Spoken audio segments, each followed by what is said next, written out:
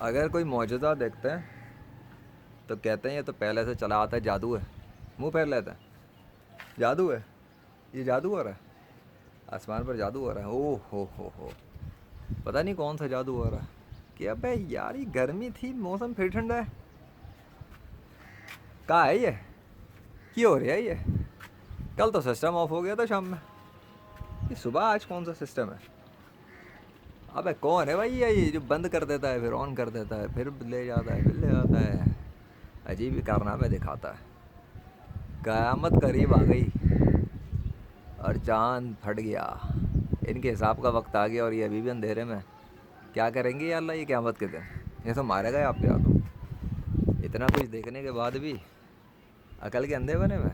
हाय हाय हाय हाय हाय हाय हाय, क्या करें, गरम से ठंडा, फ्रीजिंग वाला। Oh my God, what the hell is going on? This is amazing, man.